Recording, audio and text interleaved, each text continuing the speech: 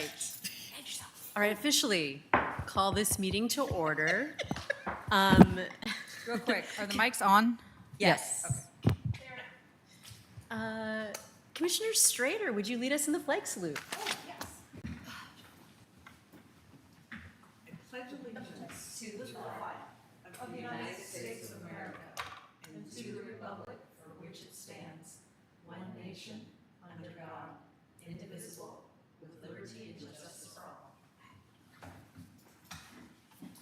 Okay. Now we have the roll call. Commissioner Gertz, Present. Commissioner Strader, Here. Commissioner Ternez, not present. Commissioner Whalen, Here. Commissioner Zaro, not present. Vice Chair Johnson? Here. And Chair Oler here. Commissioner Zorro did email that she was unable to leave work today, so she was going to miss. I did not hear from Turnus. I did not specifically reach out to him about the change. I planned on it, it just didn't happen. But I haven't heard from him for missing the last meeting either, so. And at that point, I guess he's unexcused, but I did want to point out that I don't know that he's aware that we had a meeting tonight. Let's note that and then see what happens. Yes. Madam Chair, I move to excuse Commissioner Zaro because she had called in early to alert us that she couldn't be here. All right, all in favor, aye. Aye. Any opposed? All right. Unanimously, we have excused Commissioner Zaro. Are there addition, deletions, or corrections to the agenda? Hearing none. Do I have a motion to approve the notes from, I'm sorry. Moving on, is there any public participation? Seeing nobody here, there will be no public participation. And now we move on to approval of the minutes for August 12th. Are there any edits to the minutes from our last meeting? Yes. Just a quick question, how other commissioners may feel under staff report, first bullet point. Staff report, first bullet point. At the end of the sentence, it just says, and the washer and dryer program. Could we expand that? I think it's a rebate program through Public Works. It depends on how other people's feel. I just thought it might need a little more description.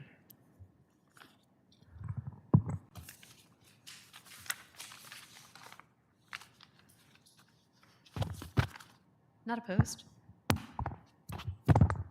Makes sense. I couldn't hear it, I'm sorry, but Go ahead. But she's not hearing through the I'm not earbud. hearing. Can you hear me? Okay. Go ahead, say it again. Okay, so the suggestion was, for the minutes, staff report, first bullet point, to further define what's meant by the program, and to add words, the washer and dryer rebate program in the Public Works Department. Wait. I don't see those in the minutes. It's in my comment. Oh, it's in your, oh, okay. Staff report, page 3. Staff report, page 4 of 72. Aren't we approving the minutes right now? Oh, yeah, it's at the bottom. Minutes for Wednesday, October, aren't I? Where am I? Wednesday, August 12th. Oh, I'm looking at the old version. Pardon me. All right. All right. Now I'm with you. Gosh. I've got two different versions here. Yeah, Okay. Well, I'm not opposed to that. Okay, so, Madam Chair, I move to approve the minutes for Wednesday, August 12th, 2026, as amended. Do I have a second? Second. All right. All in favor? Aye. Aye. Any opposed? All right. We've approved the minutes as corrected. Now we can move on to our regular agenda. A, Urban Forest Revised Proposal. So in your spot should be an updated staff report for item 1, 6A. It's based on some conversations I had that I think would address some of the comments and concerns that came back to me over the last couple days. So I'll just sort of go through, starting with the second page of the updated clarifications are same as what was sent out. There was a comment about the definition for constructible building coverage. I'm still comfortable with that because it is referenced. There was a question about using the term right tree, right place, if there was sort of someone to accredit that to. When I went looking, it sounds like it's sort of across the board. Multiple agencies, companies, nonprofits popped up, so I think we're okay just using that. There was a question about using the term director. That's what's used in Title 17. We have some I know it keeps coming up, sort of like city property. So there are some tree protection standards in the public works standards. I do think additional work needs to be done. I do also later, I did make a change that I hopefully is in the making sure people are okay with it, to put clarifying language that the intent is like, if we have like right-of-way trees, parks, we're managing those for the health of those trees. And we have planting requirements and we have different things of protection when projects are going. I don't think it was, I think it's okay not to exclude an actual development project. Like if we ever actually like tear down part of City Hall and replace it, I don't see why you couldn't follow all of the same rules as a commercial for tree replacement. So I did put some language that I think I addressed later, and we can see it when we go through that addresses that. Again, for how do we enforce and how do we track, some of that's we're hoping with the permits and with the notices, and with a lot of everything else, we do a lot of hearing people, cutting trees. I started working on some public notices, handout stuff that we would send out. And like I said, we have gotten a lot more calls from tree contractors that know that cities are regulating this a little bit more, so we will send those out. And then formatting, there was various, suggestions, corrections. I appreciate all of those. And so if I didn't take yours, it was because I was probably I was making it try to be consistent with how we do it in the MMC. But I do appreciate them because there are times when I have two different formats or two different types of going on, and that way I went through and tried to make sure we were being consistent. Some of the changes, again, corrected a couple of definitions. We had talked previously that we had sort of reduced subsection B to just say that, kind of just to the exceptions.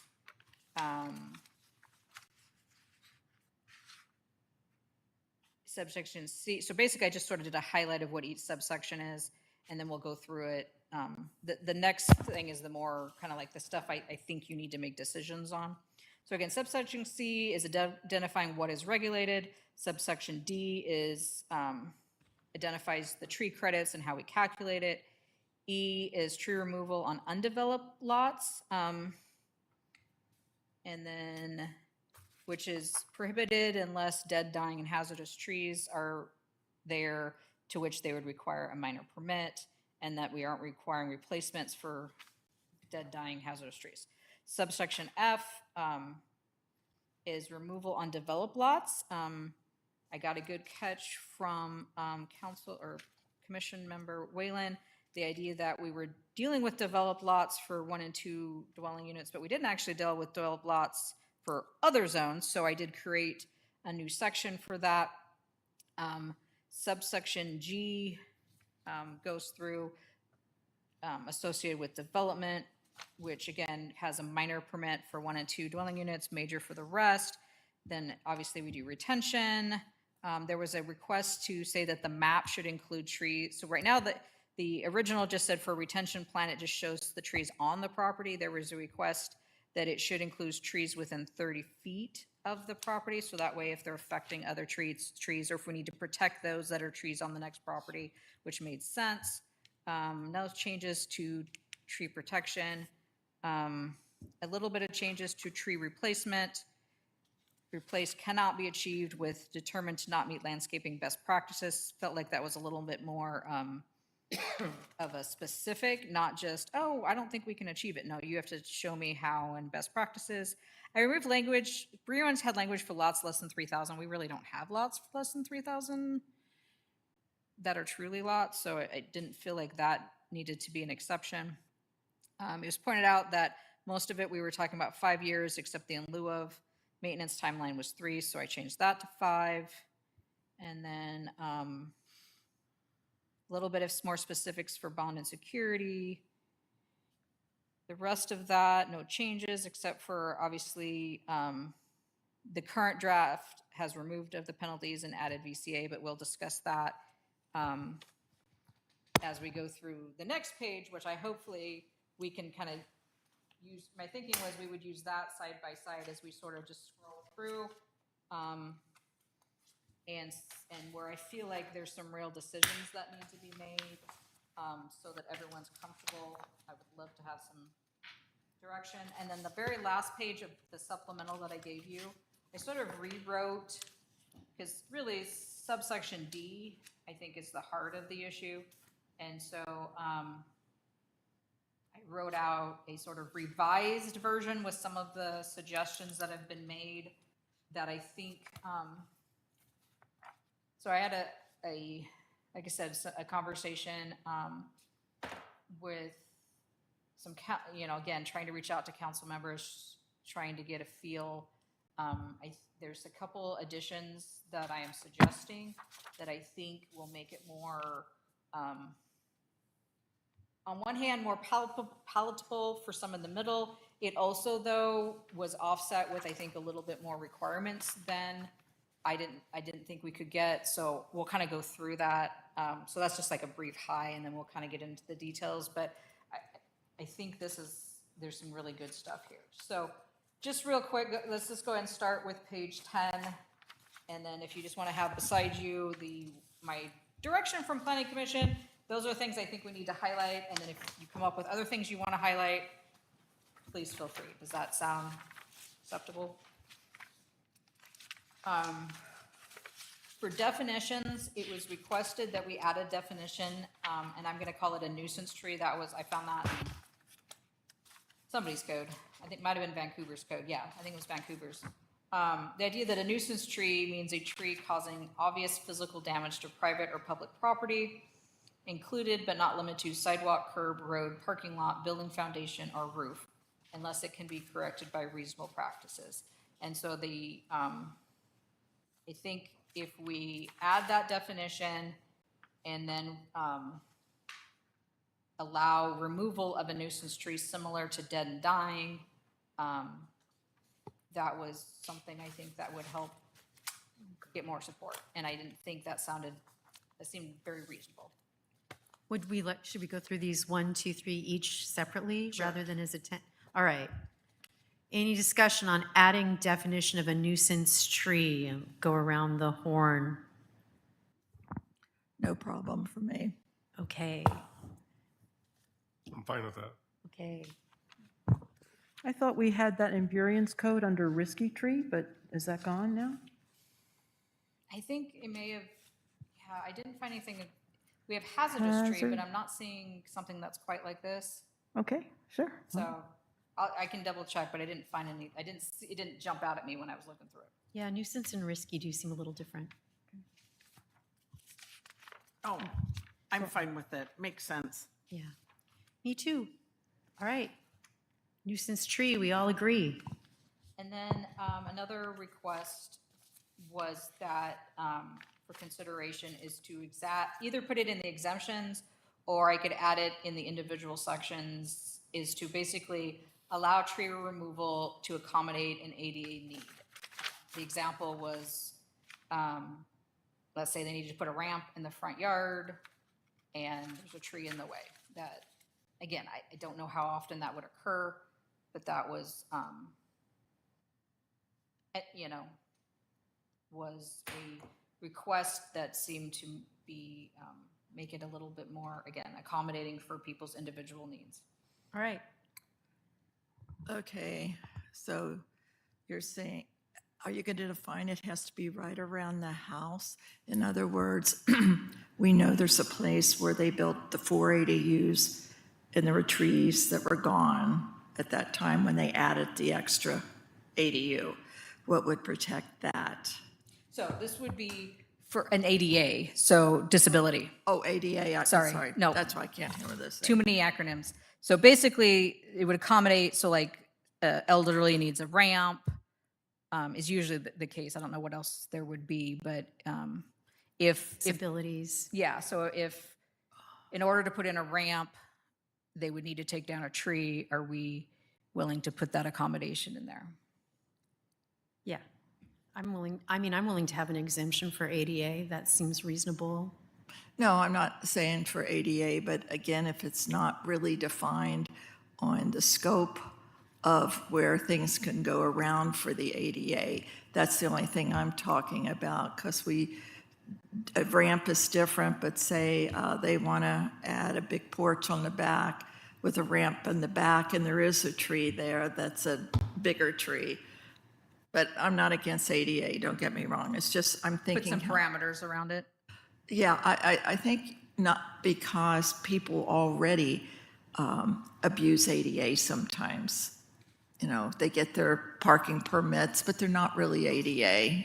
And so it's how do we keep it all up and up? And we've seen some stuff. That's the only reason. But I mean, I'll support whatever the rest support.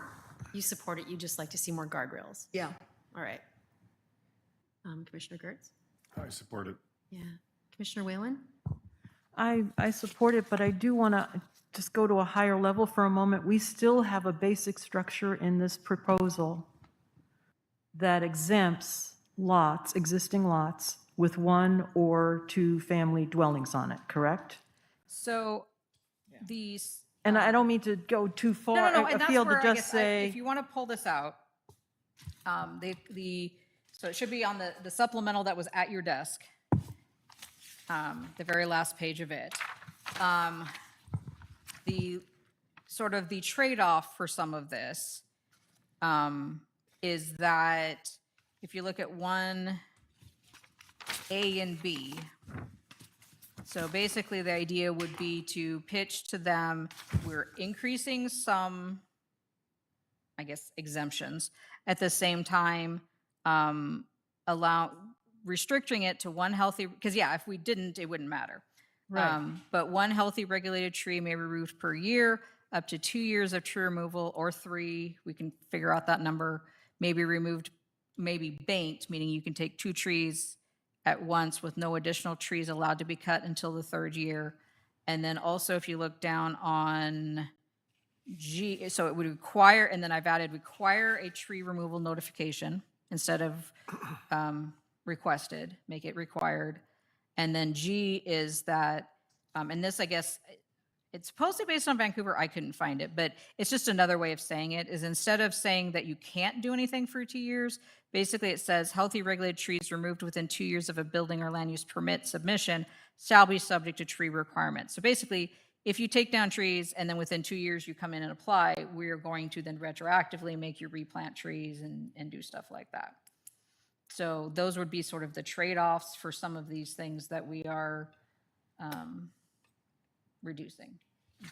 So again, we could start with this section since I know this is the heart of everything. So it's kind of like, which is kind of what the first couple are, so. Well, I'm okay. I apologize, Madam Chair, for going off to a different realm of the document. I just wanted to understand what, this is talking about commercial this is talking about everything. The ADA, So the ADA would be for anything, yes. For everything. And again, I can. That's fine. Yeah. the So- trouble for me is that then there's the 2 system where it's not going to make a difference for more than half of the city. And then if it's So, a and I civic will- use or a business or a multifamily.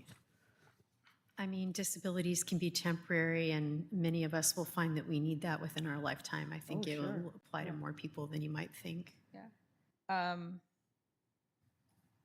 I could put it as that they are required to at least apply for a minor permit, because they're gonna have to apply for a permit. They should be applying for a permit anyway if they're putting in a ramp.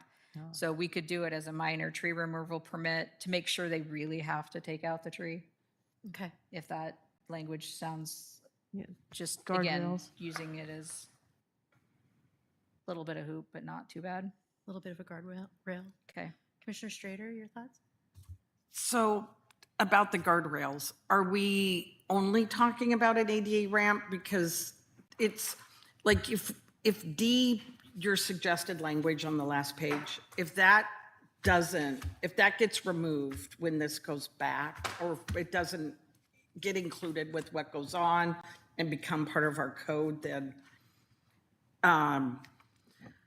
if someone said, hey, I'd like to wheelchair my or whatever around my entire yard, which means, and I want a path everywhere, and I'm going to need to remove all my trees. See, I always look at how can this be used to the extreme for someone who's just trying to get around the rules? That's the minor permit.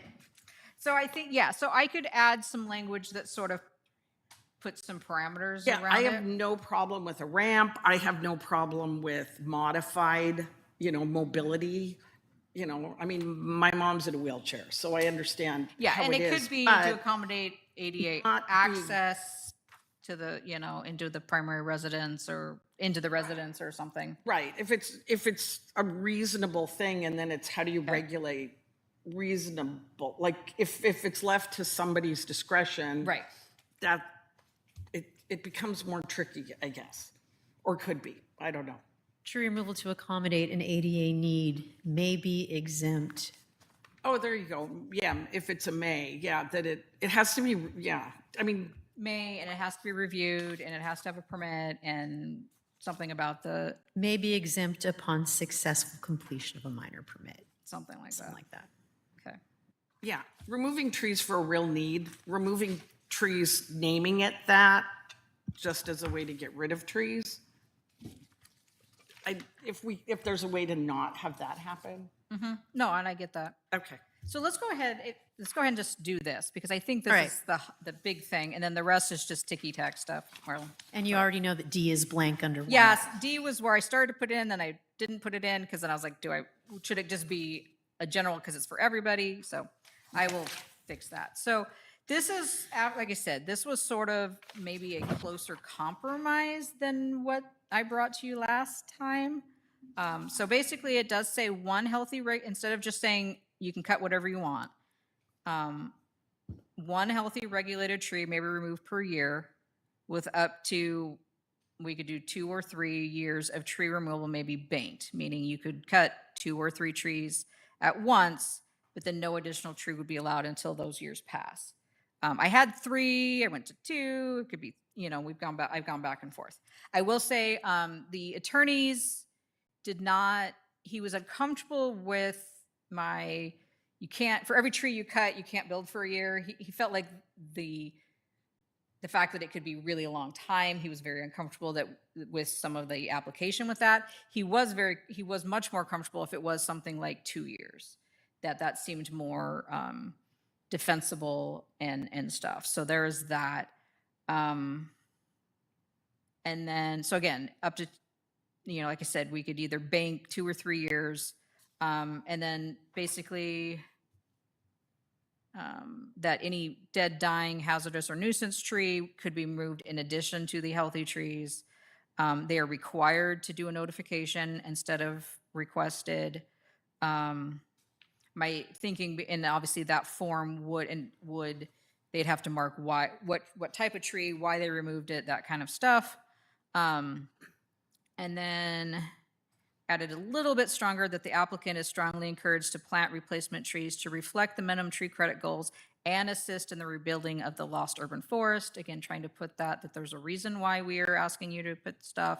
And then the final one is that if they come in for a permit within 2 years of when they took out a healthy tree, we would kick in at least the replanting that they would have been required to do. Kind of, again, trying to use that is saying, just come in to talk. If you're going to build, come in and talk to us. Don't try to do a loophole. And then I added the bottom section, which is for everything else. That if you're a developed lot, you'd have to do so if you're commercial, if you're a triplex, if you're a apartment complex, you would need a minor permit. We're still allowing you to remove dead, dying trees. You cannot remove exceptional trees. You could possibly remove significant trees if you're still meeting tree credit requirements. So that's my current draft that I think is, And the nuisance trees doesn't apply because there's no development? we would add the nuisance to that one as well. Okay. Okay. All right. Any discussion? Let's go around. Commissioner Johnson. Okay, the one question I'm asking, excuse me, this is going to be paragraph D. When we look at page 15, we have a D there called minimum tree credits. That's going to be gone and replaced with this? Is that what I'm I'm on 15. Why is it D? It should be F. Okay, It should be F. and so F is, What I okay. get for pulling things out Okay, I was like, whoa, I didn't focus on that.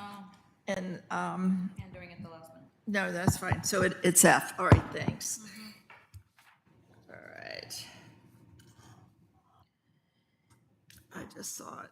I didn't look at That's the question? Or Thank did you you. have more to, I'm fine. you're good? Commissioner Gertz? I'm concerned that with the change of one healthy tree cut per year, it may not fly with some of the council members over their concerns of it being a financial burden to residents, because it's cheaper to get more cut at once than like once a year and have to get maybe potentially an assessment done again, a new permit pulled. So, I think, so two things there. One, that's why there's a little bit of discussion of banking. So like you could either say, the idea of banking is that, yes, you can cut, since it is a little bit, if you're like, hey, I've got 3 trees I want to remove, or 2 trees, depending on what number we put, you could do those now. Basically, you can't then do it for the next 3, if it's 3, if we decide it's 3 trees, then for 3 years, they can't cut any more trees. That they can get it done now, but it's the equivalent of 1 per year for 3 years. Like I said, it could be 2 or 3 is what the range I was tossing back and forth. I think by the discussions I've had, I think we would have 5 votes with this version. I can't guarantee that, but that's the feeling I was getting, is we would have at least 5 votes for this. Okay. With the idea that it is not as much as we started with, but at least it's a little bit in that direction. And then again, as we do more studies, it could, and again, it's taken out, you can, if it's dead, dying, if there's a reason for it, that's unlimited, but you'd have to show us that it, But I appreciate your thinking of that, your thought process. Commissioner Whalen? Thank you, Madam Chair. Hey, a question about what's labeled G, healthy regulated trees removed within 2 years of a building or land use permit submission shall be subject to the tree requirements in G. So we don't define what the building permit is. So if it's the 500 square feet, that trips it into a different, because what I understood was if an existing lot with an existing 2-family home, as an example, wanted to do a 500 square foot addition, they would have to get a minor tree permit, tree removal permit. They'd have to meet the minimum tree credits and all the tree retention, protection, and so forth. So when I read G, I don't see anything in here about D, maintaining minimum credits. So, I just see, am I missing something? so if my intent is, and I can double check that the wording conveys that, is that basically you would have to go to subsection G, you're subject to subsection G. And when you go in through subsection G, it says all lots associated with development must meet the required minimum credits per subsection D. So basically, when you go there, it goes through, you have to have tree credits if you're doing this size, and it sort of works you through that. So that's my thing is, it takes you to this section, not this section. Okay. With the revision, Nope. I don't, head is, well, it's a lot to keep track of. Thank you for all your effort to try to get this to work. I Trying to sent, throw you some softballs after this. I sent a suggestion noting the difference between a permit is issued, waiting a certain time period, or the city says, we're not going to accept any permit for a moratorium time. But that concept is all gone now, correct? So this, yeah, so we could go with that. But this was one that was suggested that in some ways, so the attorneys were a little nervous with the moratorium. They were a little more comfortable with something like a 2-year moratorium, but they did say, you know, because you're always having to try to build why you're making them do, you know, what is the, you can't just randomly say these things. You have to show what the connection is, the nexus between what you're asking and what they're doing. So the moratorium, they were a little nervous on. This language, I think, is a little less, it's more like, hey, it kind of addresses like, hey, you were going to build this, so you're, you know. Okay, I think this has the same effect, but it's not stopping them from building. It's just saying, because you're building and you're building really close to when you took down the trees, we're going to still address the trees. So I think it's a little easier to enforce than telling people they can't build at all. okay. And as you know, I was basing my suggestion on what, Nope, on the old Kirkland. one, which, yeah, which I thought, okay, so. yeah. So the question then is, the newly on page, well, not numbered, but Yeah, the piece, no, Learn the it's page fine. numbers. Suggested language, newly labeled paragraph F for fun. I lost my question after all that. I'll come back. Go ahead, Commissioner Strader. Well then, Commissioner Strader. Okay, thank you. And I know, I would have liked to have gotten this out earlier, but it just didn't happen. So, first, I like this better than what we had in the packet, definitely. It seems like G in section F would be easier to maintain than a moratorium. Is that, I mean, just trying to keep track of it and then people coming in saying, oh, I bought it and I didn't know and all of that, when all you're really asking for is, okay, the trees were taken down. It's been less than 2 years. Now, even though we didn't require you to do these things, now it's a way to not get around the replanning, doing things in a particular order. Is that right? Is Yeah, that? it's trying Okay. to discourage, again, it's trying to say you're not going to gain anything By by just cutting it's them down right. because we're going to make you do the steps anyway. Okay. And then I like that it's required, that the notification's required, because my concern was if it wasn't, how would you know? And then my big question is, and I'm sure it's just, I just don't understand it. Why doesn't it say 1, 2, and 3? Because can't you have a house and 2 ADUs? And would that then not be, like if someone had a house and 2 ADUs, could they say then, this part doesn't apply to me because I have 3 dwelling units? So ADUs are considered accessory. So when I say 1, it's single family. If I say 2, it's a duplex. Okay. So Got theoretically, you it. could have Now I know. Okay. 1 family dwelling and 2 ADUs, and it And- would. And it's Okay, still a 'cause- one-family dwelling. Because you can't have an ADU without the, okay, got it. Okay, It's- now, and those lines I are getting knew there very was an thin, answer. I realize. It doesn't mean households, it means I'm something else. making Gotcha. myself a note. If you're 1,000, you're an ADU. If you're 1,001, it's got to be a duplex. Got it. Okay. And that is, for that section, I'm good.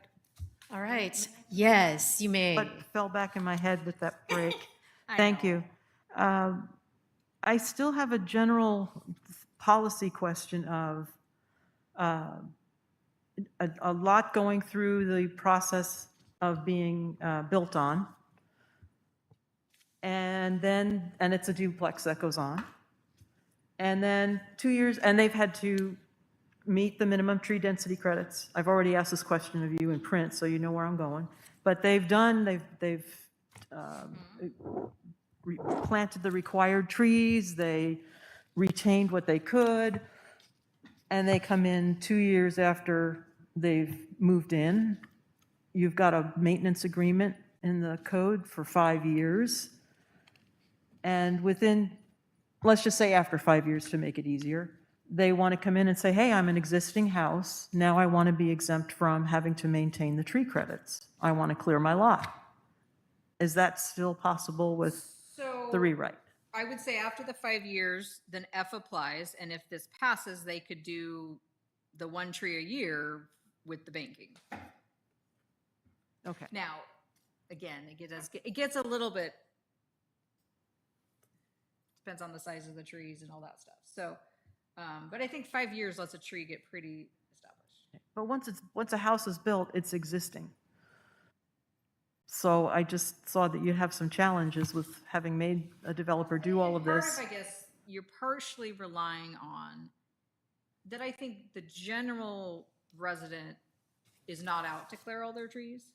I think you're more likely to get, you're That more happens with likely, it's developers. Yeah. Most people who buy a house with trees, especially new growing trees, are probably happy to have the trees. They want them.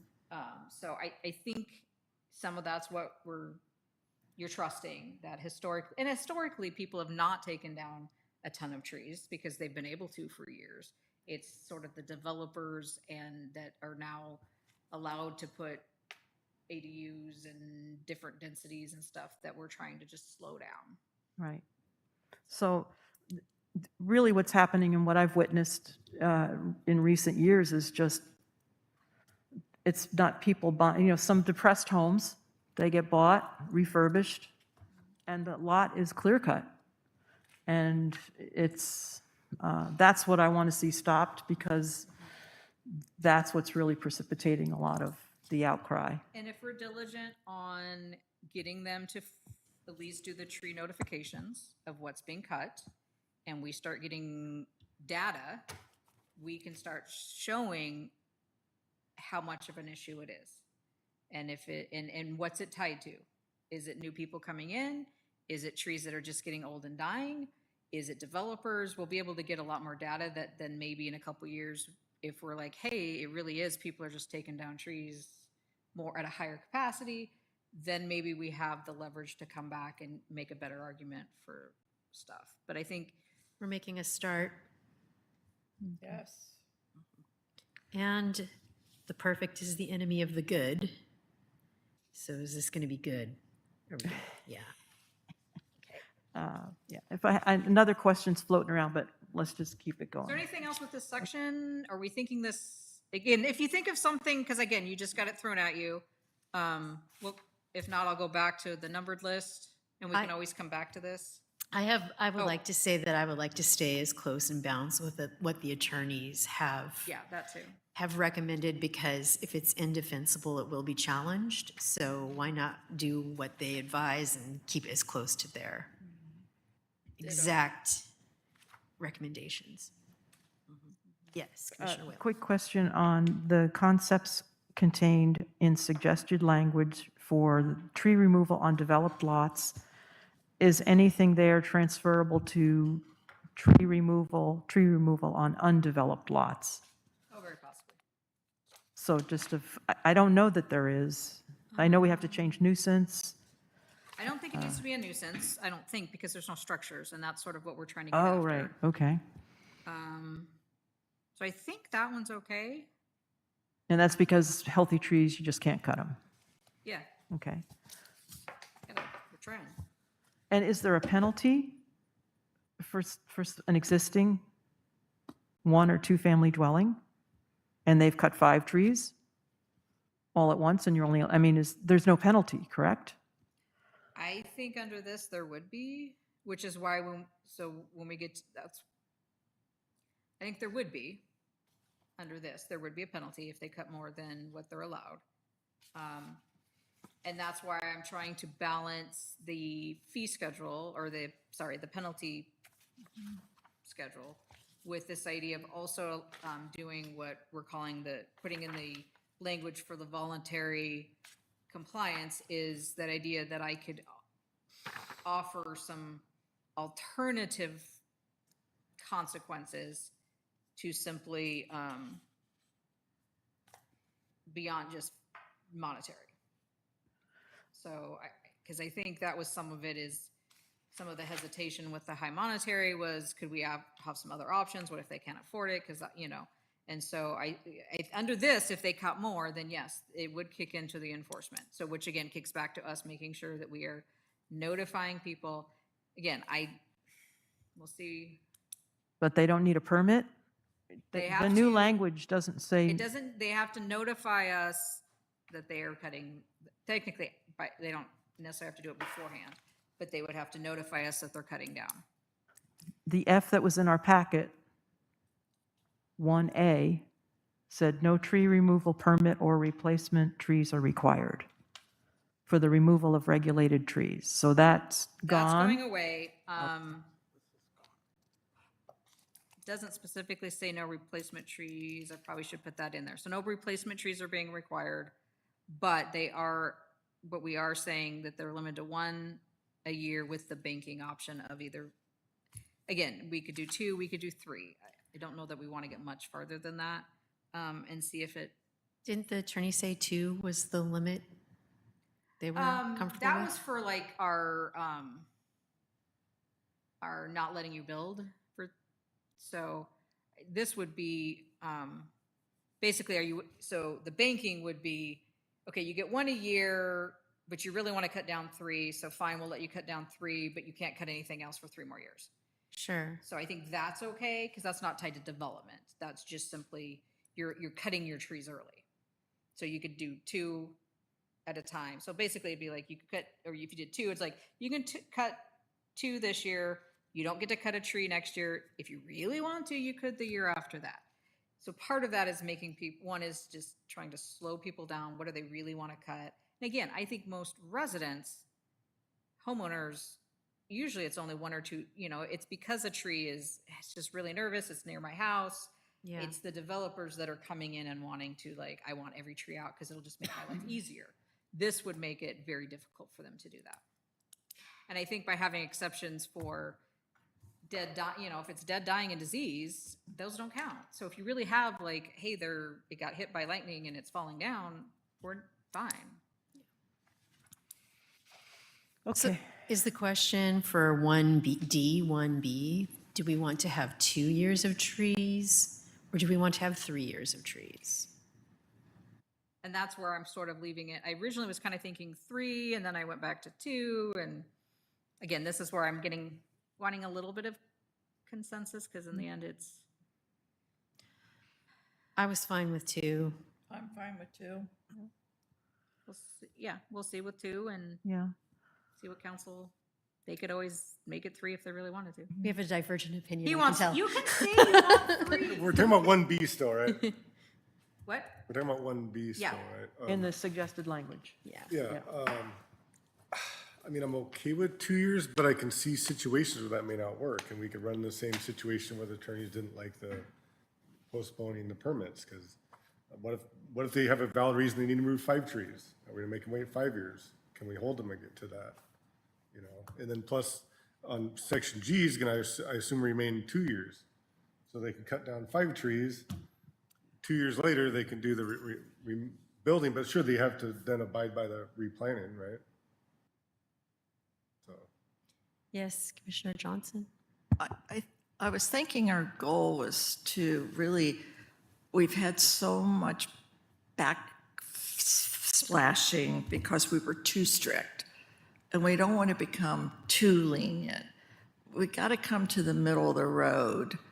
And if we feel that there's 5 council members that would approve this at this time so we can get it done now instead of later, I think they would accept 2 because it's less forceful. And we got to look at that right now, in that some of them are self-interest in their own properties, that the more we win those over, the better off. And again, we have come a long way on this, and I'd like it to be 10 years, but, 2 is good. Right now, we got to be decisive and move. get it moving. You're talking about the 2 years for G. Yep. Yep. Commissioner Whalen? Just a question. Originally, we had a schedule that was based on the size of the lot. And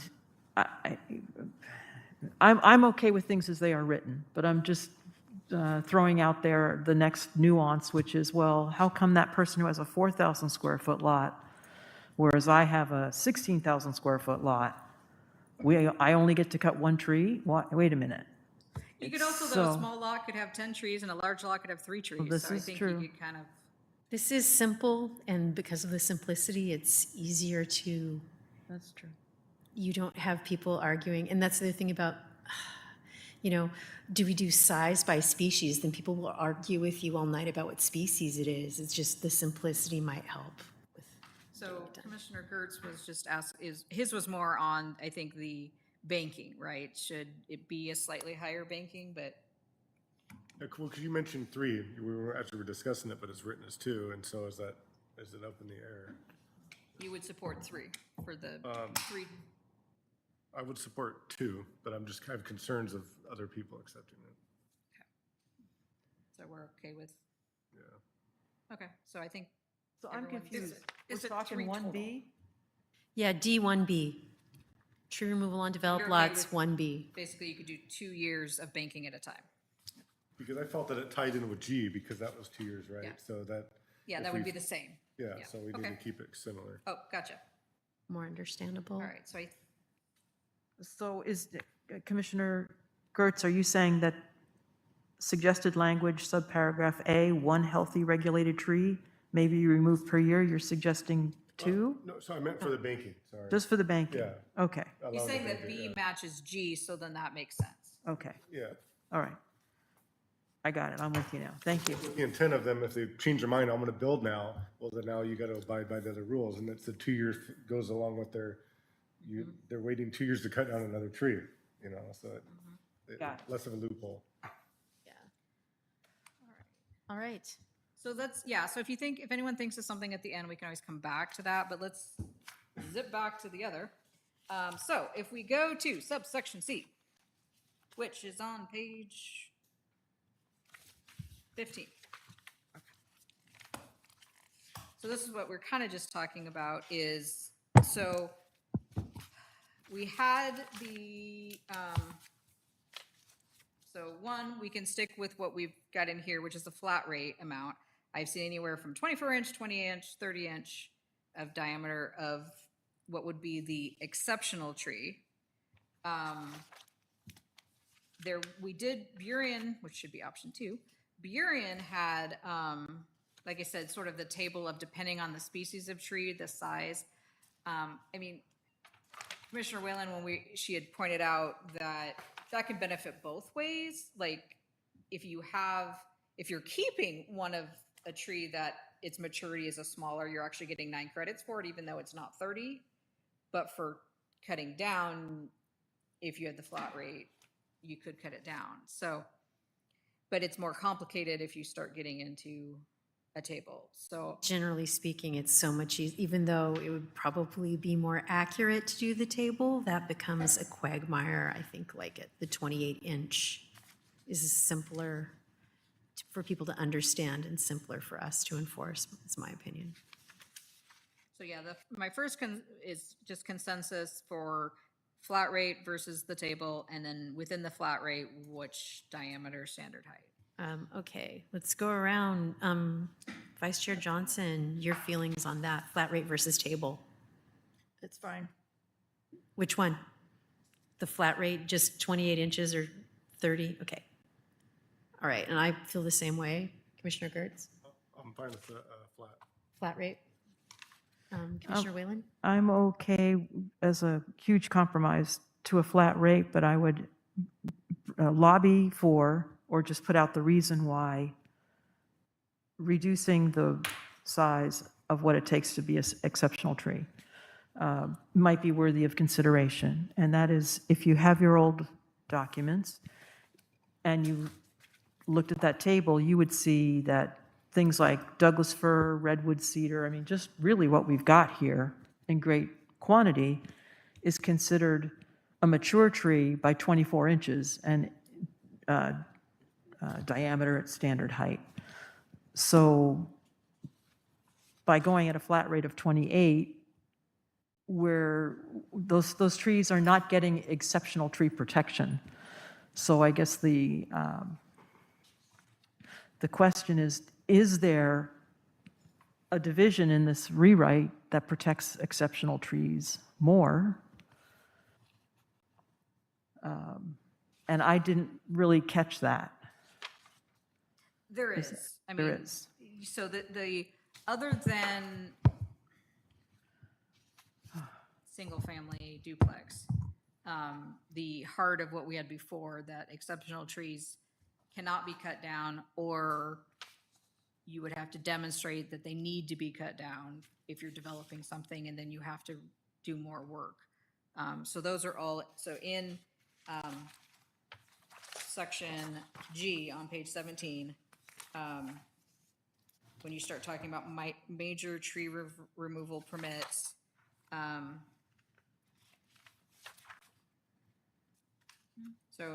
so on page 18 at the top, it says 5, exceptional trees. It keeps the language, exceptional trees shall not be removed unless it's hazardous, it's unhealthy, or it reduces that constructible building coverage.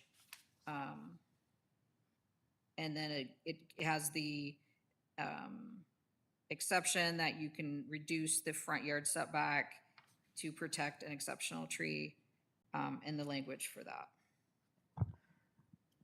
So my comment is that because there's more protection afforded an exceptional tree, I would suggest going down to a 24-inch diameter as being the threshold, because that's when the majority of the conifer trees in the city are considered mature.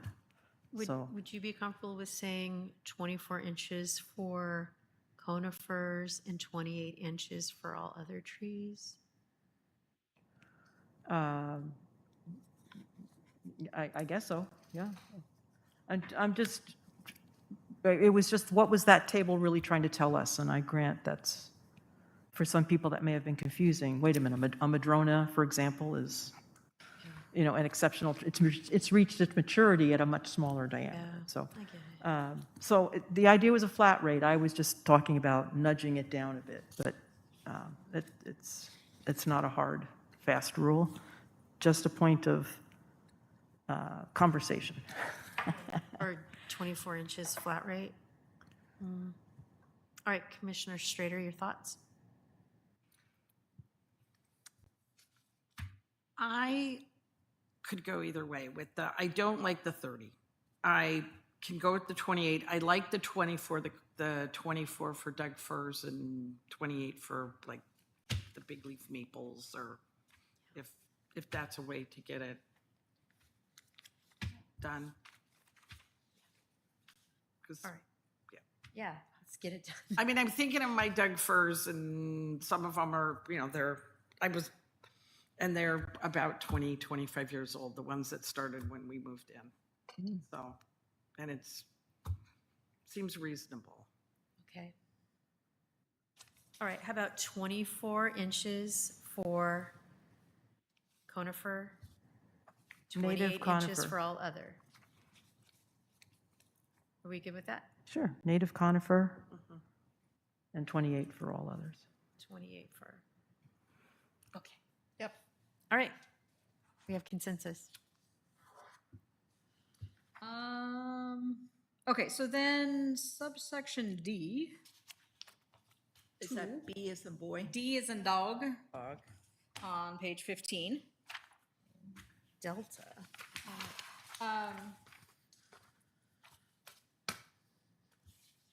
So our current, so one, I had moved the NC and the CF up a higher requirement of tree credits. I guess is there, are we okay with that? Any objections to that?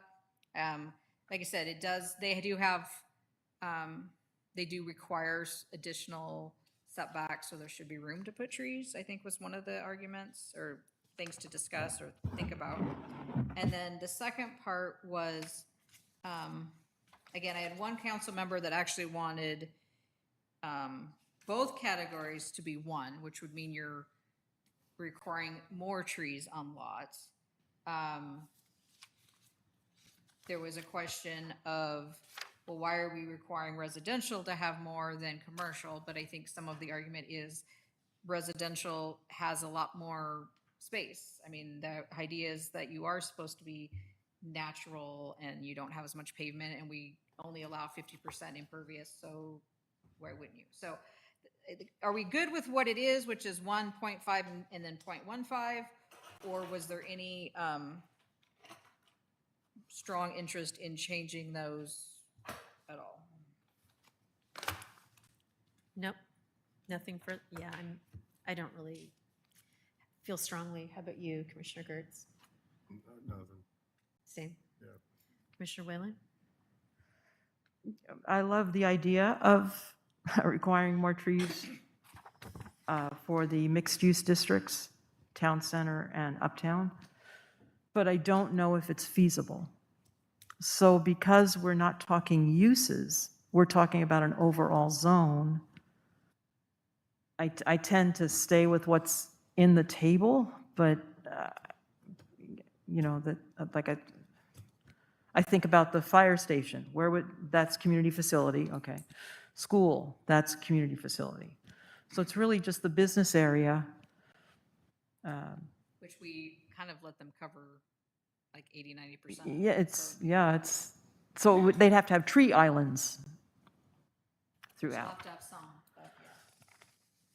So, I mean, put it up to 75 instead of 0.5. Don't do that to us. So it doesn't sound like there's a strong consensus. I just to don't, change. if there was something in the code that said, if it split it out in uses within that zone and said a residential use, but even that residential use would have the same setback as what's in the overall zone and the same building coverage. So So I think there's no need to do that, but yeah, I welcome it, but I don't know if it's feasible, and maybe council will change it. Okay. All right. So then E, Oh, I had another Oh, question sorry. about D. didn't mean to cut you off. That's okay. If we're moving past D, so my Yes. question with D is, when it says under item 1, D1, tree credits may consist of existing significant or exceptional trees, replacement trees, or a combination.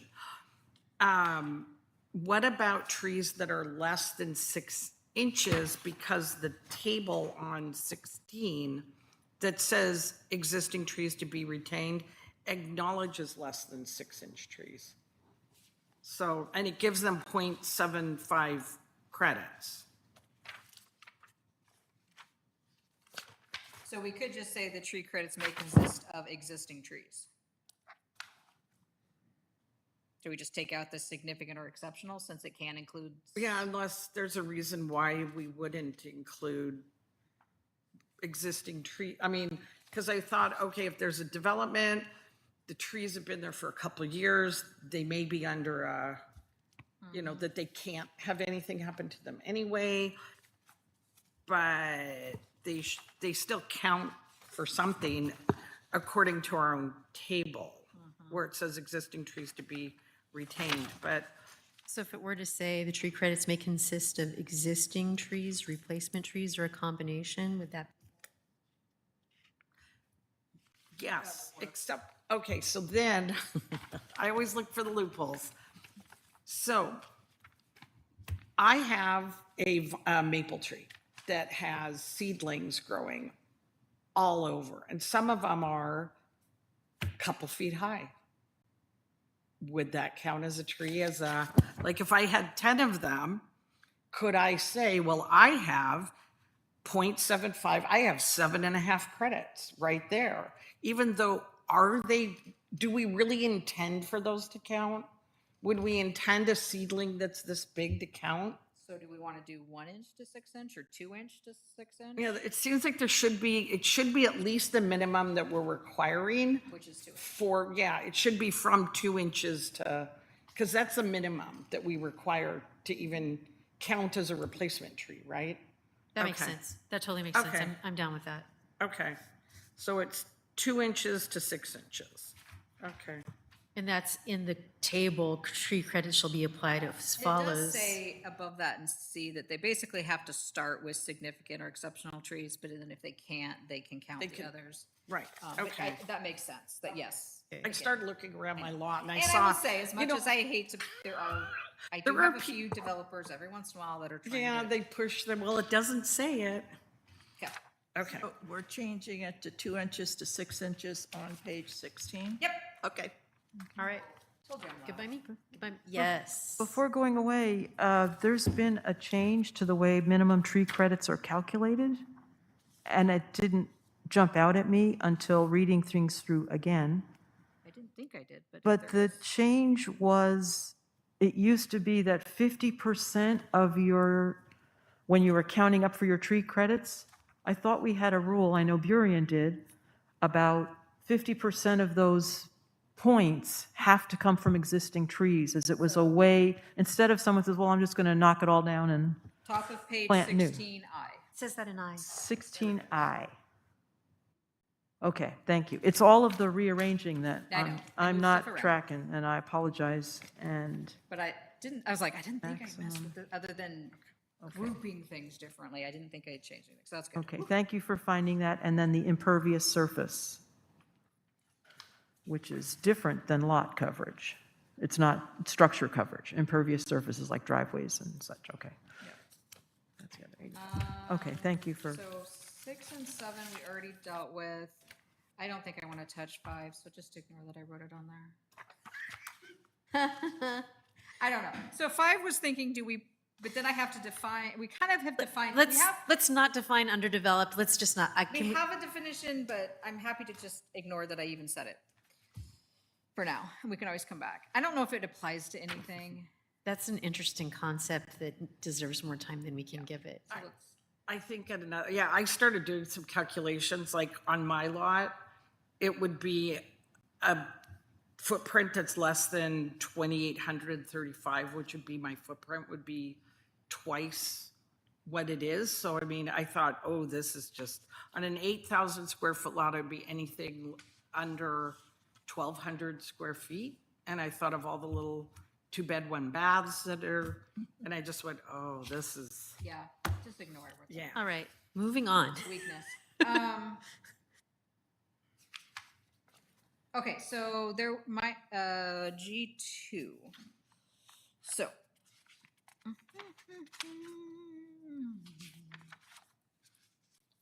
Which page is that on? Subsection G2. So 17, page 17, G2.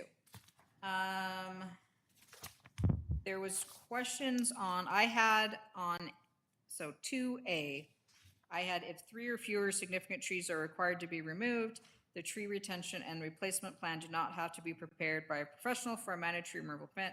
All the requirements apply. Again, it's just a number. My thinking being if trying to lower the cost of someone who is maybe doing an addition, maybe building a house. We could make it 2 trees because we're doing chew everywhere else. But my thinking was they may, if they're just taking down a couple of trees, it probably doesn't need to be professionally done. We don't require a lot of professional stuff for single family houses that we do for other things. So that was, but again, whether that is 2 or 3 trees,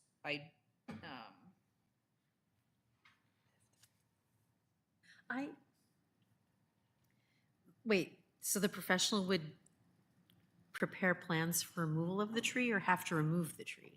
So for a major tree removal, you have to hire a professional who comes in, gives me a report that says where the trees are,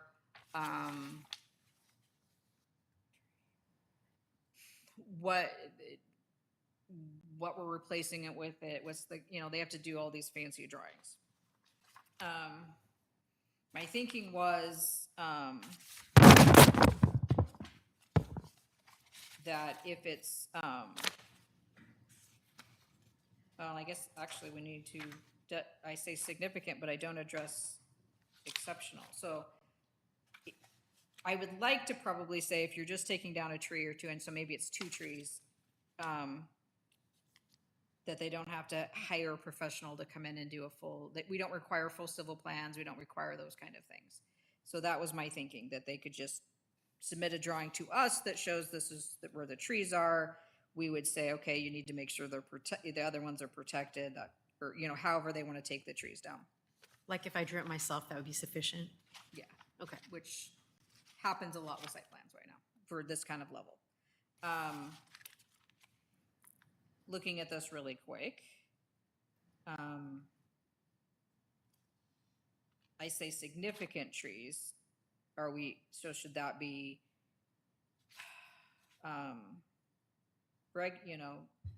regulated trees? Well, in Or should 2, that, or are we, in 2, you do say significant or exceptional tree, but by the time you get to A, it just says I significant. know, so I think it was So- supposed to be both. Okay. Well, that's just a minor copy edit then. But is it when we have something that says later on page 18, that's talking about you can't remove exceptional trees, and these are the conditions? So- Was that why they were separate?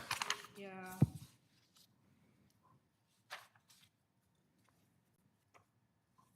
All exceptional trees do require a qualified professional, you're right. So if we're wanting exceptional trees when you're building something to be at a different level, I can add Or just like the exceptional trees are already covered by exceptional trees and they don't also need to be discussed in that context of minor tree removal permits.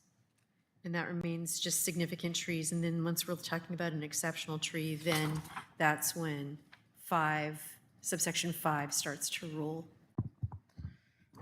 Yeah, but then there's no stipulation about an exceptional tree if it's 1 or 2, so minor tree removal. So I would think you'd have to say both. For the minor tree, tree removal permit, it would be I may sound significant and dense exceptional. when I say this, but like, isn't a minor tree removal permit that, like, an exceptional tree isn't going to fall under that? Am I missing something? So what I'm trying to be, so the idea was that a minor tree removal permit was required for if you're doing single-family duplex, ADU, something in that low resident, homeowner type level, you only have to do a minor tree removal permit. So there's less requirements, it's gonna be cheaper. And then if you're doing anything more than that, you have to do a major tree removal permit, which has a lot more qualifications. Though I do agree the exceptional kind of applies to both. So I just need to put a line in there that says exceptional trees Are managed under subsection 5. 5, something like that. Yeah. So you're adding that to the G tree requirements So under A. there'll be a G2B. You having fun yet? Yeah. G2B will say something about exceptional trees cannot be removed unless they meet the requirements of number 5 or something, Yeah, subsection 5, exceptional trees. which does have allowances and exceptions and all that stuff. Okay, Is that more comfortable? I'm good with that. And then, so for significant trees, are we okay with the 3 or fewer, doesn't need a professional plans? 3 or fewer, yeah, don't need a professional to come in and charge you $500 to draw a pretty picture. I'm good with that. Yes, Commissioner Whalen. So we have something in H that talks about protecting a tree. So a plan is being drawn and say, it's not just what's on your lot, you've got to look at what's around 30 feet from your property line. I think that was H. It was in H. Is that the sort of thing that would show up on a retention or a replacement plan? It would if they were taking out more than 3 trees, or if they were doing a major, they would have to do all of those steps. Okay, so, Because I guess I'm looking at, like, right now, that falls under sort of what we do for civil plans, and we don't currently require civil plans for single-family duplex.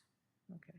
Well, I'll just share my experience of just knowing, seeing big trees just completely removed, and looking at the adjoining property and thinking, I wonder how that neighboring tree is going to survive. So to say, if you have an existing 1 or 2 family home lot, and you don't have to have a professional to prepare plans that say, here's what's on site, you just get out there with your yellow pad and do some rough estimates, but you don't have to take into account what's going on a neighboring property.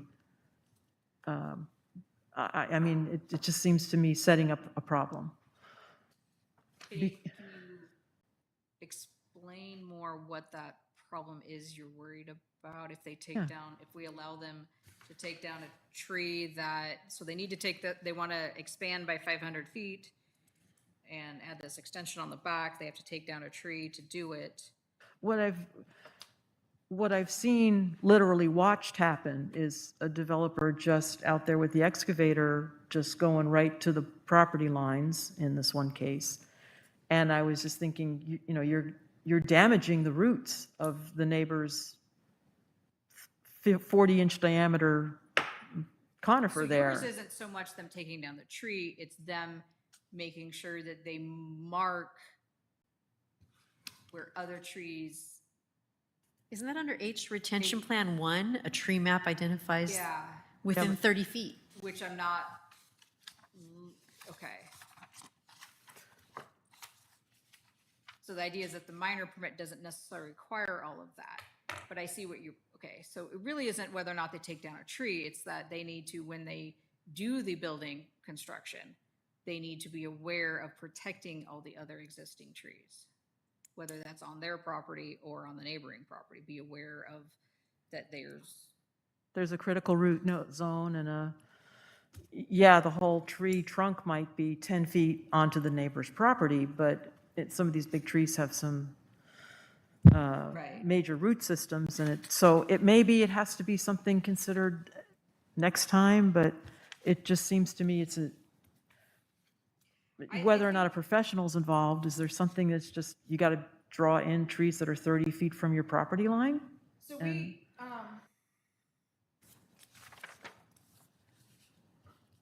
since I think there's sort of some standard language that can be, we provide people like, here, this is what it means when you do erosion control. This is what it means when you do basic storm. We give them sort of like, if you follow these, you don't have to necessarily hire a professional as long as you do this certain things. I think we could very easily add a section that says, also, demonstrate how you will, because they have to provide us something that says, this is where I'm putting my erosion control. Well, we could include, and how you're protecting any existing trees on your property or the neighboring 30 yards. And that way, and we could then provide them like, here, this is what it looks like. Okay. Did you have a comment? When we look at page 19, under, let's see, number 2A on 19, what is understory plants? Is that a root system? No. What is an understory plant? Under the tree canopy. Like Like if you have bushes? rhododendrons or bushes. So you got the tall trees, and then understory would be underneath the tree canopy. Shrubbery. Okay, so the question I'm having is that where you could put your concern about roots. So it is in the retention plan section. That's what I thought. I just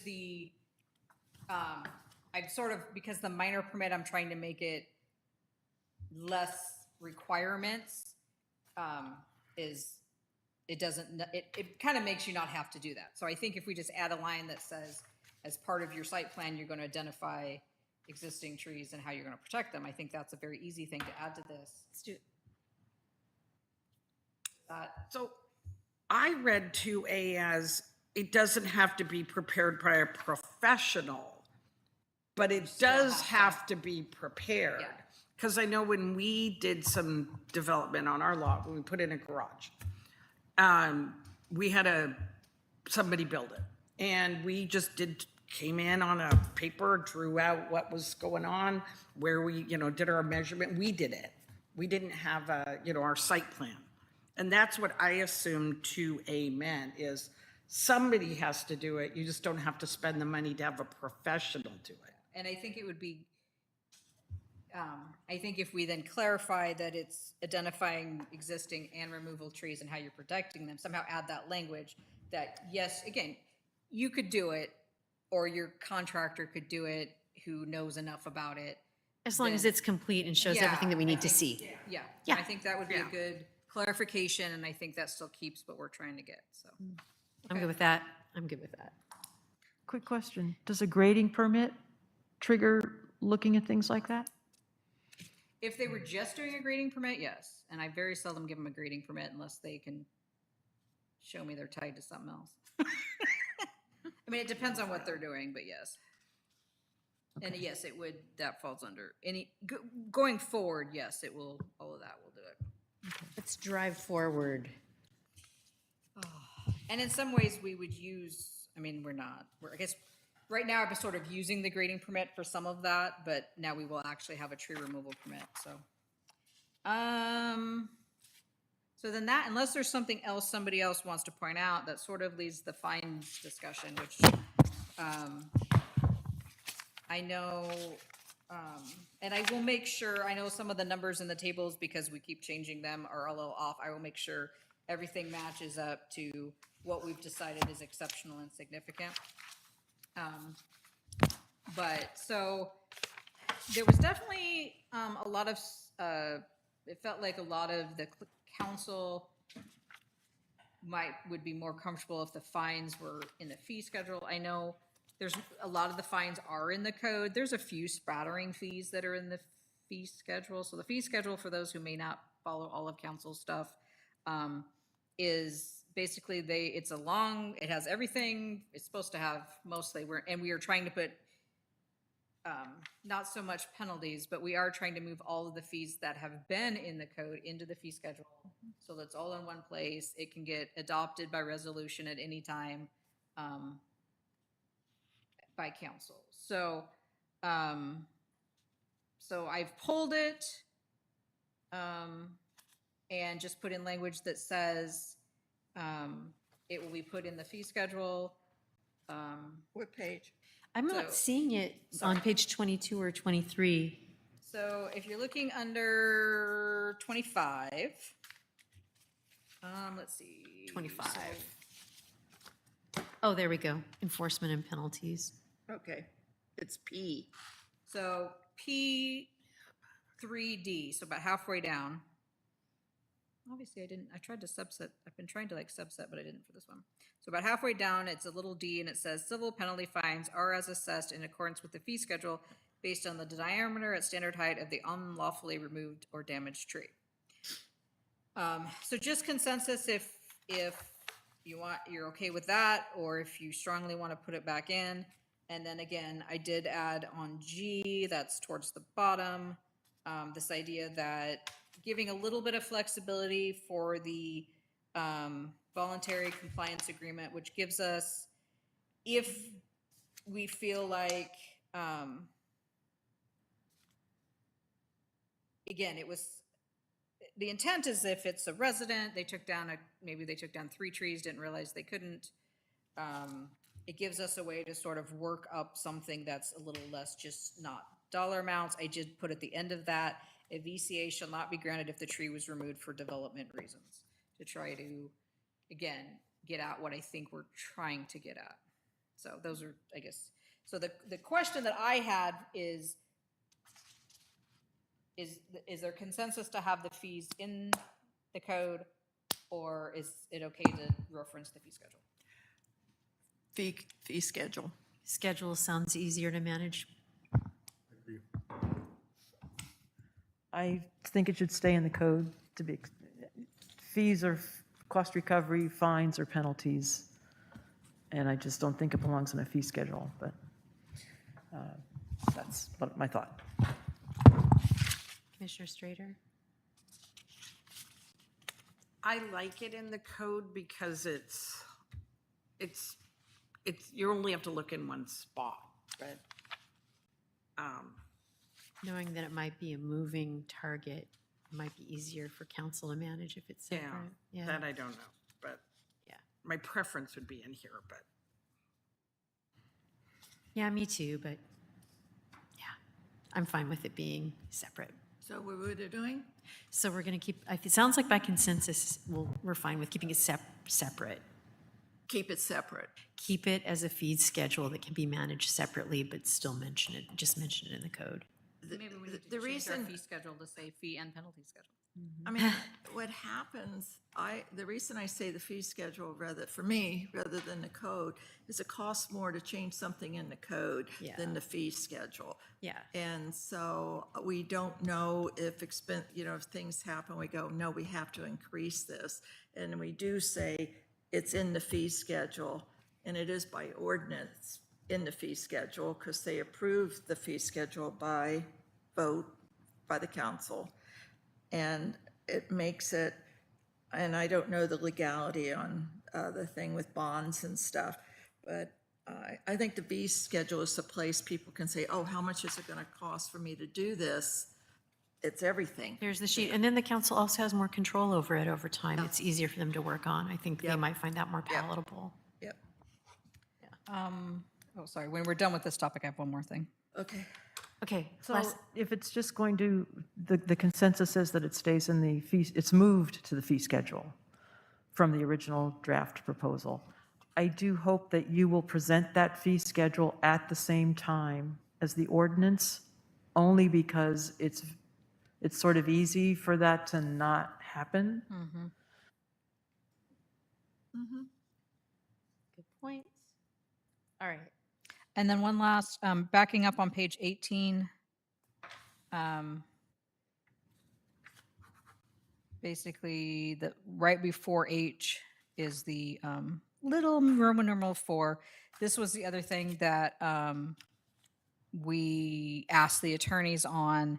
He was not comfortable with the sort of indefinite, if you do a deviation, it has to be recorded on the deed. And so I changed that to, again, put in that 5-year performance bond.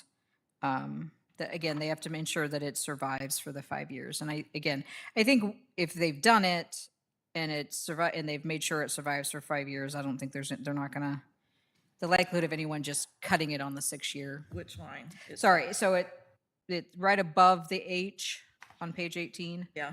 It says, it's the Roman numeral 4. If a deviation, previously we were, I think Burion's was that it would be recorded on the deed kind of indefinitely, and the attorneys were like, yeah, we're not real comfortable with that. So instead I've put in that 5-year performance bond or security. So the idea being that it makes sure that they have to protect it and it has to continue to survive. And then we assume that it will. Yes. I think it's better not to have it in the deed or any cover like that, but I will ask this question. So they do it, they have a 5-year performance bond. The bond goes with the property. So what if they sell it in 2 years? I mean, the bond would go with the property, I assume. Yeah, they'd have to do something like that. Okay. Yes, Commissioner Strader. Who decides what the cost of replacement, planting, and maintenance for 5 years is? Or is there a schedule somewhere that says it? there's things out there. Because you know you're going to be asked. Let's see. Yeah. We do, I mean, that's sort of the language we have elsewhere. We've done Okay. it for, we've done that for street issues, and we've done performance bonds for other things. Okay. Sort of go with the market rate. There must be a standard somewhere Yeah. that, okay. So on that note. All right. I have a little typo to point out. I know I should have told you There already. may be more, but. It's in the title. Oh. On page 9 of the ordinance. So all of them are like amending, adopting, providing, and then the last one says, and provide. That should probably be a providing a summary publication as well. That's my typo. No, shut up. That's like boilerplate language, so. Really? Yes. You let me double check if that's the way it's supposed to be from the attorneys. Goodness. All right, well then, as long as you know. I will I will double not check. Doesn't mean insist. that it, I found something once that was like boilerplate and it was just spelled wrong and that we had to fix. So. All right. So I motion to recommend the way we've. Are we ready to make the motion as revised, as we've discussed tonight? Yes, Commissioner Whalen. Just a question, my recollection, and you all can correct me if I'm wrong. On page 18, in the middle of the page, small letter B, so it would be 5B. And the, let's see, this little letter I. So page 18, 5BI. For development of the zones, in those zones. My recollection was it was a reduction to the front yard setback of up to 50%. What we see here in print is it's just 50%. So that's just a minor, that's a request for a minor wordsmith there, so that it says, Yeah, I will add that. It is reinforced on C2 where it says it can be no greater than the development potential lost in tree protection zone, but yes, I will add that. For development up to yes. any last? So other- BI, little I, right? Yeah. Thank you. Roman numeral 1. Lowercase, yeah. Anyway. Exactly. Any other last things before we? Yes. Just a comment about definitions. I did send some suggestions in, but they weren't by the deadline. So perhaps when we do table of uses, I just want to put a word out that I think some of our definitions for things like tree protection zone and critical root zone could get a little more enhanced. Kirkland's had much more math in the definition and based it on the size of the tree, et cetera. So rather than slowing down the decision tonight, I just want to put that as a placeholder because we can come back and amend definitions at that time. Something to think about. Yeah. All right, do we have a motion? Okay. I'm doing page 5, the motion on page 5. Is that the one we're doing? I just want to make sure. Thumbs Okay. up. All right. I move to recommend the revised urban forest proposal as discussed and corrected, Is there a second? which is second the labeled motion. shall we say it's ordinance 2140.26/dash. I'm going to reread it again. Okay, that's fine. I move to recommend the revised urban forest proposal, ordinance 2140-26, as discussed and corrected by the Planning Commission tonight. Thank you, Vice Chair Johnson. And I believe I second the motion. Commissioner Kurtz has seconded. All in favor, please signify by saying aye. Aye. Are there any opposed? Yes. There is one opposed. Would you please say nay? Nay. We have one nay and we have 4 ayes. The ayes carry it. On it goes. Thank you very much for your hard work. Thank I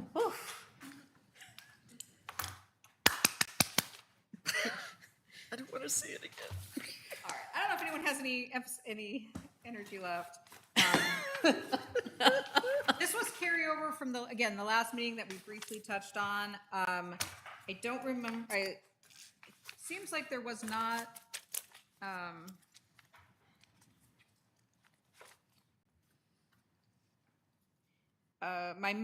so obviously if there's discussion tonight or thoughts, that's great. It will come back in October with a public hearing.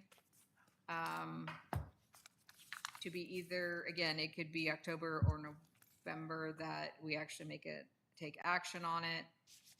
So if there's a little bit of discussion tonight, but there will opportunity for October discussion. I did want to double check. I couldn't remember if I got confirmation if I should go ahead and try to pull definitions out of all the other zoning sections. Like there's definitions just in the electric vehicle section, in the sign section, the wireless communication, and the concurrency. It seems like it might be good to have them all in the same spot. Yes. I think it's like a dictionary, having definitions on everything with the city that's in our ordinances would be helpful. Alphabetically, unlike the way this alphabetical definition list is. Like a glossary? Like a glossary, it's called a definition for all ordinances. Well, at least in that title, it feels like it might be nice to have all of them Yep. in one shop stopping, but.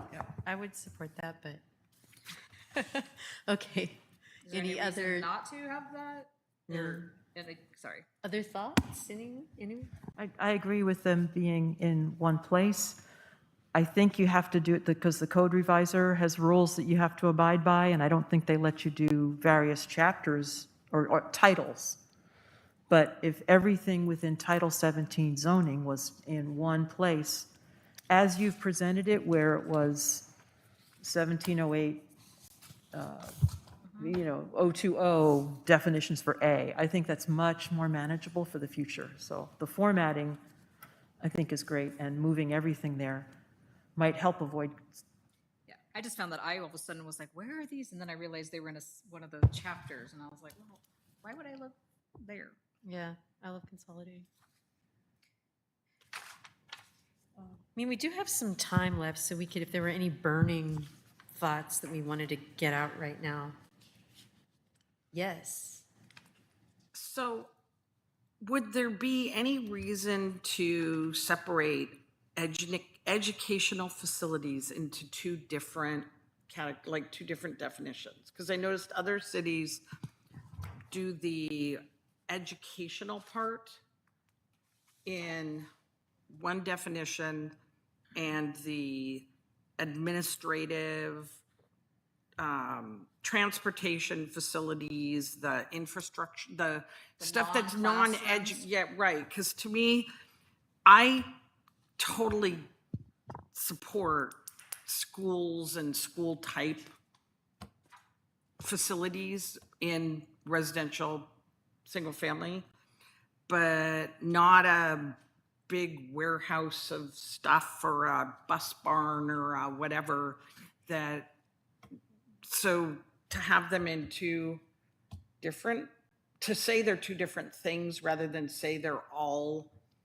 the same. And I don't know if that's, I'm just throwing it out there. That is perfectly legal and doable. I would say right now that I think that the five-school district has their transit area in the best possible area in between I-5 and all the industrial things down there. I don't know why they would move it to Milton so they could fire up a bunch of buses at 5 a.m. and wake me up. Right. Right. So, right. I wouldn't, right. But it's just having it in one, it's just, Yeah. I see the difference. yeah. Yeah. Yeah. That they should be, I agree. I think they would be better separated out. Maintenance facilities versus school and administrative.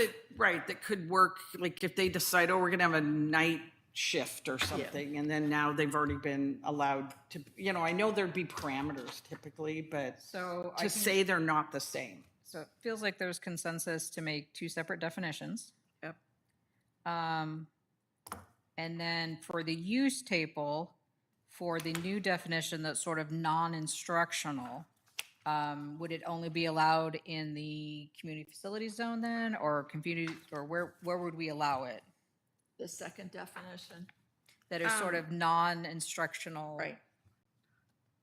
Well, yeah, but that wouldn't count as administrative. The administrative would be with the educational, right?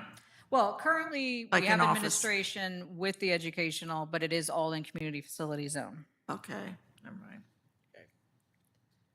I mean, we're Right. talking where you keep all of the maintenance vehicles, all of the maintenance equipment, lawn mowers, giant, all of their equipment like that, I think is Right. what we're really worried about. I think more industrial or commercial or something like that makes sense, because it's where, if it was a private business, we wouldn't allow it there. Like if somebody wanted to open up their own independent bus business or their own auto repair shop, we wouldn't say, oh, you can go into a residential community. So to me, it should be cited in the same, because it's not educational. Yeah. The children aren't using it. I'm okay with administrative offices and educational facilities, but if it Right. becomes like a Right. giant, yeah. Right, something that's, that the children wouldn't be going to. Yeah, So, yes. So the idea of industrial sort of stuff, it only goes in an M1 zone, makes sense. Fife's example is their south central business or city center kind of a thing. But if it's an administrative office standalone, would that be like a medical building in terms of intensity of use and? No, I think the idea is that we would do educational, we would clarify that there's the educational definition, instructional and administration, which is allowed where it's currently allowed. And then we would do an educational facilities that include maintenance, bus barns and stuff. And it would be allowed, potentially could be a different use category. And then we would need to select what it would belong into. Okay. I like that option. Let's select what it belongs into. Yeah. The question I have, and I'm looking at my old packet because I marked it up, but maybe my I don't think I eyes changed are anything, so wrong. that's good. I looked at educational facilities and I ran across the line. It says educational facilities, vocation, and college. Conditional use in the Uptown Mixed Use District, conditional use in commercial, but they're not allowed in the community facility zone. So what kind of educational facilities are those if they're not? Or, The vocational college. I guess I was probably thinking more, because a lot of them are private. I mean, theoretically, we can't differentiate between private or public, oh, but I was thinking the likelihood is we'd probably end up more with a private, a lot of the vocational ones. And so, but again, that might have been I don't know if that was, Could it have been, when you think about vocational, things that are with equipment, it's welding? that too. Sometimes it's truck driving, tractor Right, school. yes, Sometimes yes. it's, I mean, it could be nursing school. Yeah. It could be, well, when you think of Bates Community College, again, where those are makes sense, but is that something different than a public school district, the educational facility? I mean, so again, the vocational and college was, the idea is that it's above 12th grade. Okay, so it's above 12 and it's private? It doesn't have to be, because we can't differentiate. That's where we got into stuff with the attorneys. So the educational facilities up to 12th grade could be private or public. Okay. Yeah, I And remember it this should little be, I storefront. think it actually, again, I think educational facilities right now is a C in the CF, and it should be highlighted because it was my suggestion that we make it an A in the CF for educational, what we're talking about for actual instruction.